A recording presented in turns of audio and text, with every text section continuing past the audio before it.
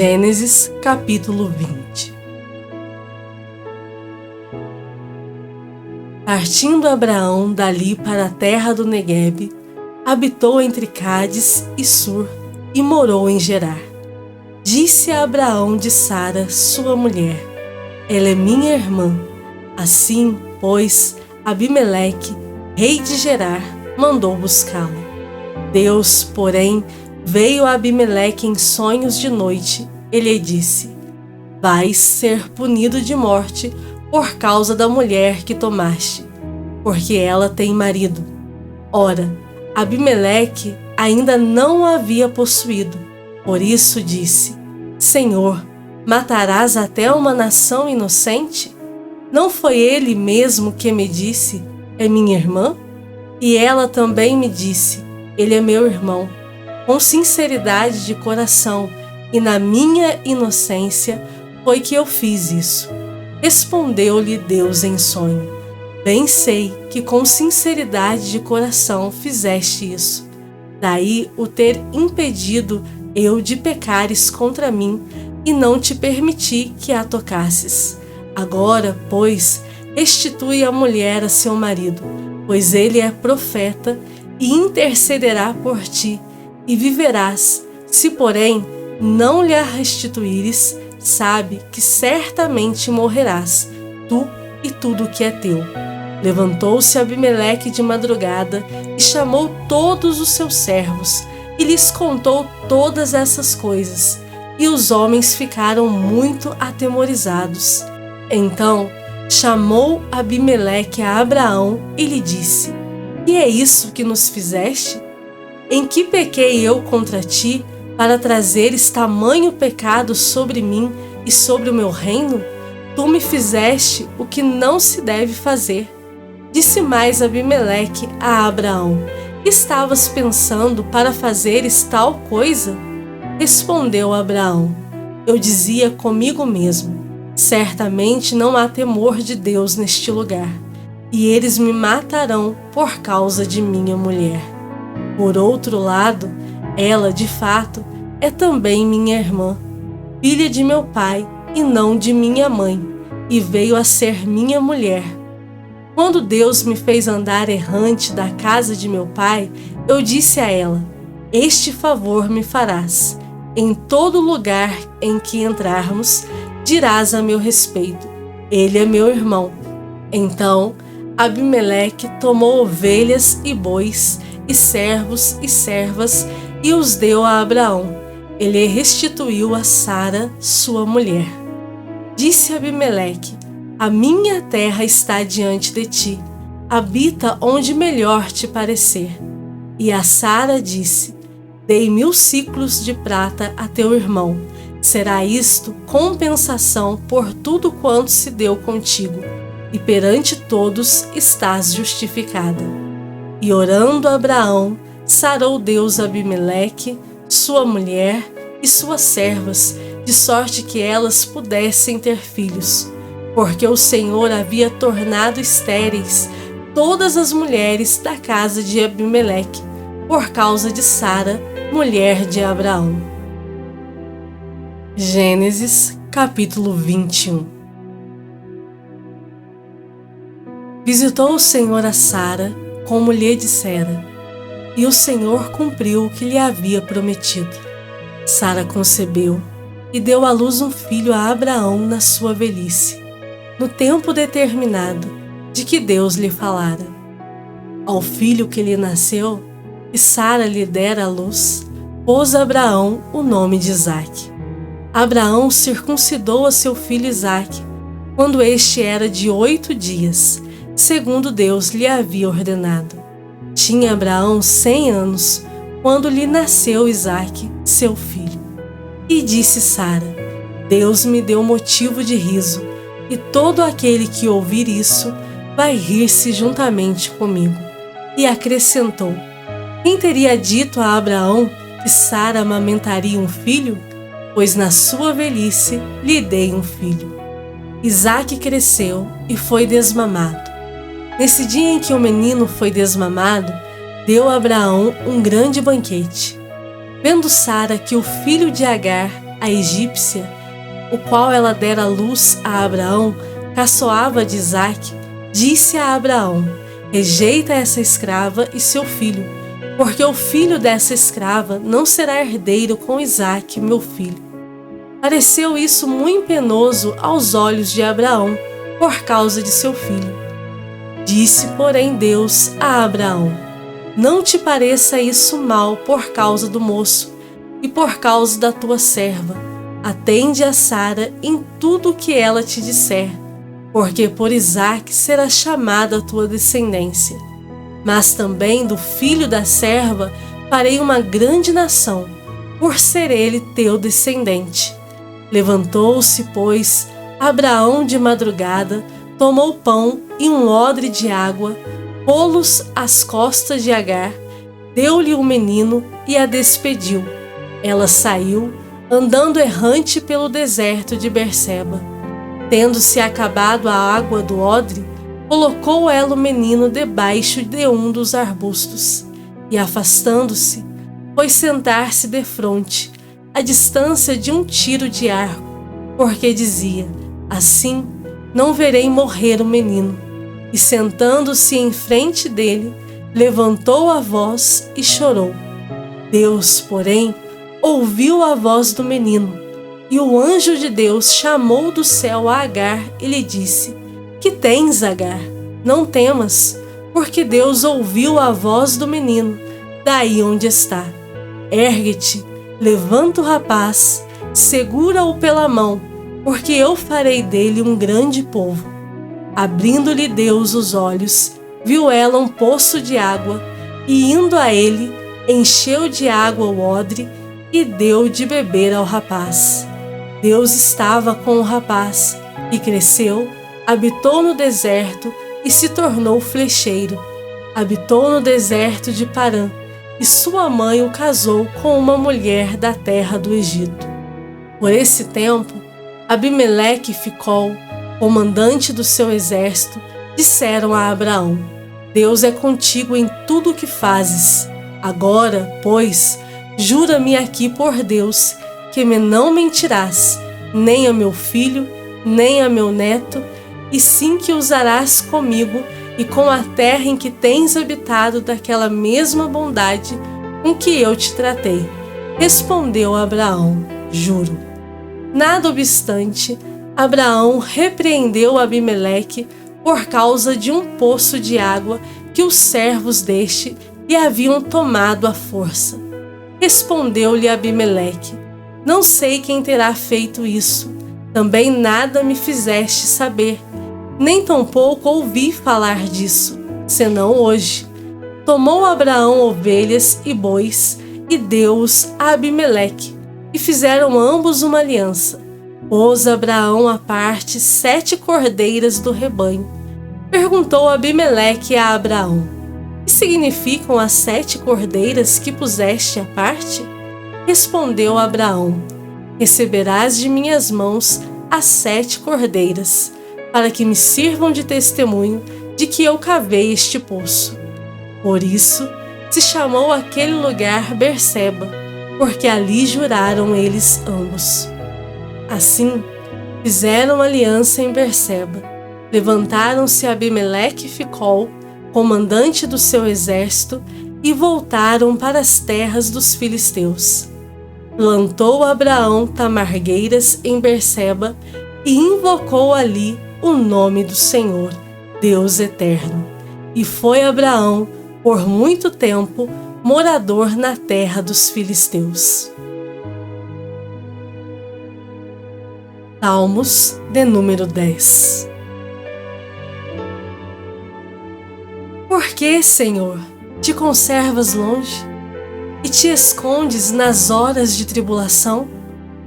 Com arrogância, os ímpios perseguem o pobre, sejam presas das tramas que urdiram, pois o perverso se gloria da cobiça de sua alma. O avarento maldiz o Senhor e blasfema contra ele. O perverso, na sua soberba, não investiga, e não a Deus são todas as suas cogitações. São prósperos os seus caminhos em todo o tempo. Muito acima e longe dele estão os teus juízos.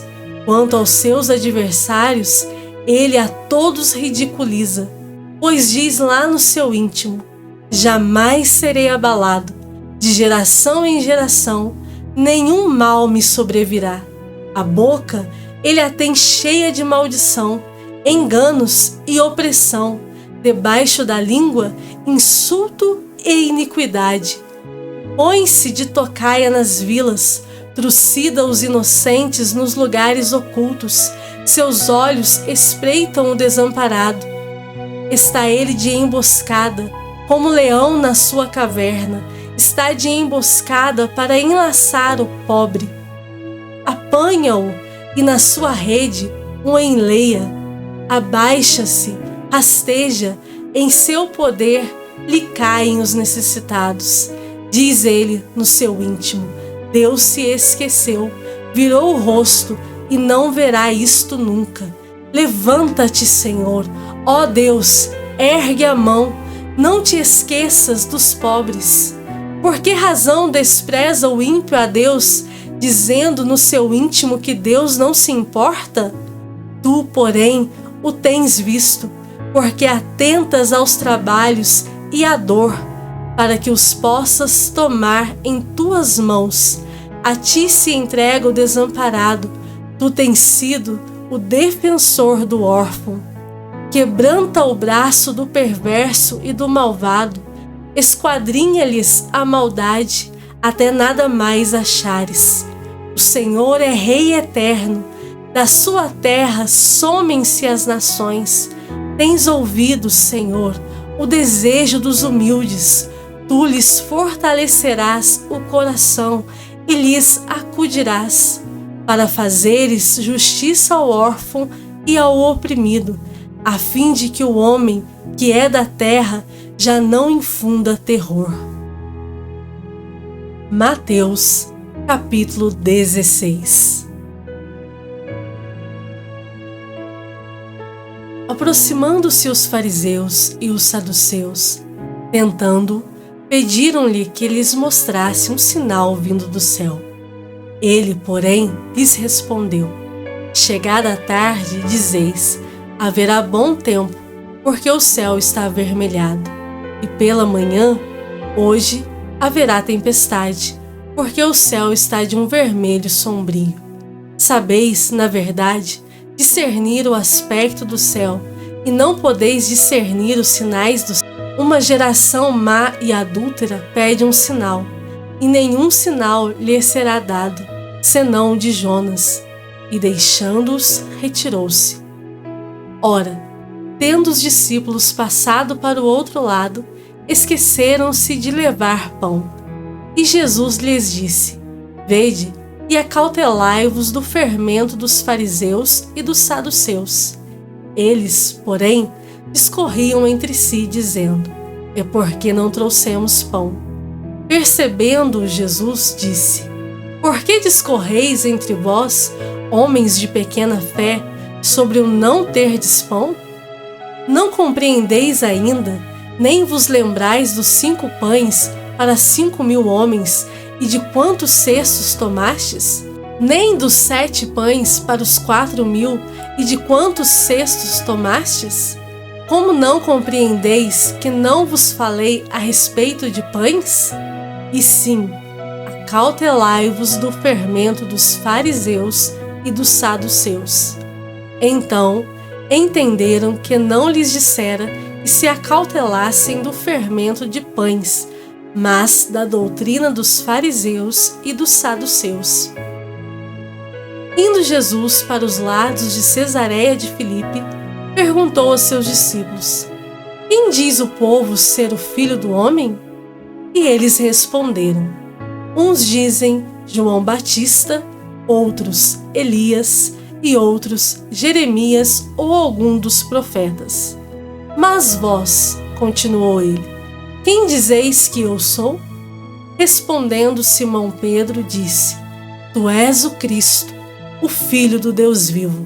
Então Jesus lhe afirmou: Bem-aventurado és, Simão Bar-Jonas, porque não foi carne e sangue que te revelaram, mas meu Pai que está nos céus.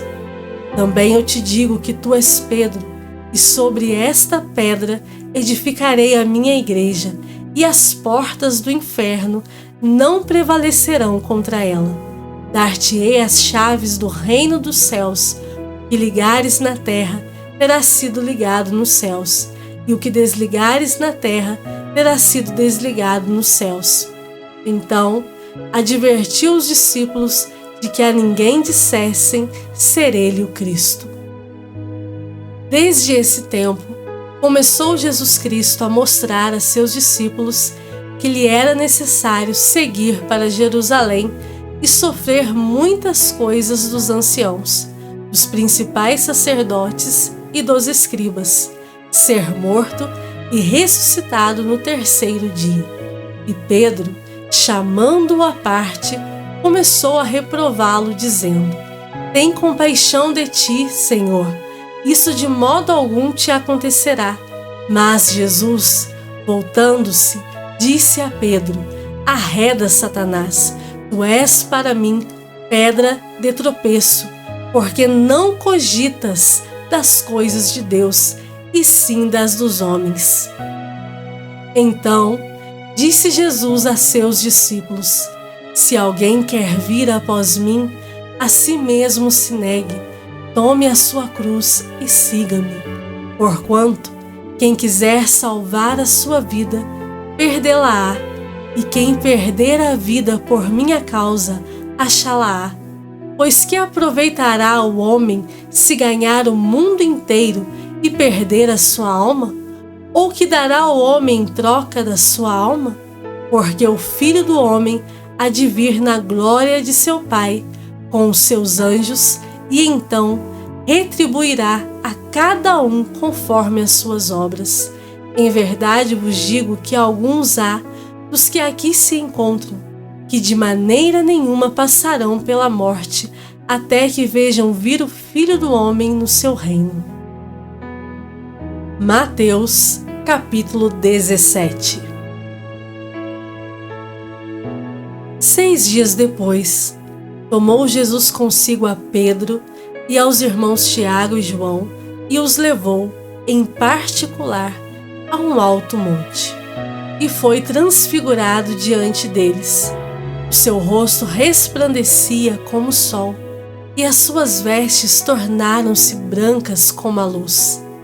E eis que lhes apareceram Moisés e Elias, falando com ele. Então disse Pedro a Jesus: Senhor, bom é estarmos aqui. Se queres, farei aqui 3 tendas. Uma será tua, outra para Moisés, outra para Elias. Falava ele ainda, quando uma nuvem luminosa os envolveu, e eis, vindo da nuvem, uma voz que dizia: Este é o meu filho amado, em quem me comprazo. A ele ouvi. Ouvindo-a, os discípulos caíram de bruços, tomados de grande medo. Aproximando-se deles, tocou-lhes Jesus, dizendo: Erguei-vos e não temais. Então eles, levantando os olhos, a ninguém viram, senão Jesus. E descendo eles do monte, ordenou-lhes Jesus: A ninguém conteis a visão, até que o Filho do Homem ressuscite dentre os mortos. Mas os discípulos o interrogaram: Por que dizem, pois, os escribas ser necessário que Elias venha primeiro? Então Jesus respondeu: De fato, Elias virá e restaurará todas as coisas. Eu, porém, vos declaro que Elias já veio e não o reconheceram. Antes, fizeram com ele tudo quanto quiseram. Assim também o Filho do Homem há de padecer nas mãos deles. Então, os discípulos entenderam que lhes falara a respeito de João Batista. E, quando chegaram para junto da multidão, aproximou-se dele um homem e se ajoelhou e disse: Senhor, compadece de meu filho, porque é lunático e sofre muito, pois muitas vezes cai no fogo e outras muitas na água. Apresentei-o a teus discípulos, mas eles não puderam curá-lo. Jesus exclamou: Ó geração incrédula e perversa, até quando estarei convosco? Até quando vos sofrerei? Trazei-me aqui o menino.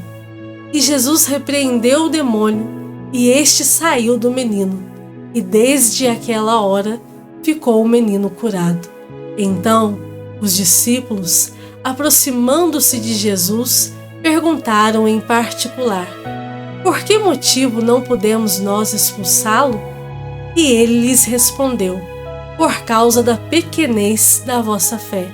Pois em verdade vos digo, que se tiverdes fé como um grão de mostarda, direis a este monte: passa daqui para acolá, e ele passará.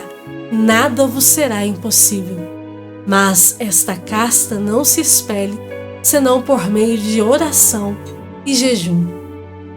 Reunidos eles na Galileia, disse-lhes Jesus: O Filho do Homem está para ser entregue nas mãos dos homens, e estes o matarão, mas ao terceiro dia ressuscitará. Então os discípulos se entristeceram grandemente. Tendo eles chegado a Cafarnaum, dirigiram-se a Pedro os que cobravam o imposto das 2 dracmas e perguntaram: Não paga o vosso mestre as 2 dracmas? Sim, respondeu ele. Ao entrar Pedro em casa, Jesus se lhe antecipou, dizendo: Simão, que te parece? De quem cobram os reis da terra impostos ou tributo?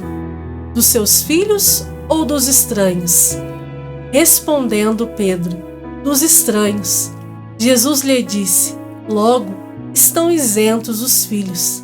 Mas, para que não os escandalizemos, vai ao mar, lança o anzol, e o primeiro peixe que fisgar, tira-o, e abrindo-lhe a boca, acharás um estáter.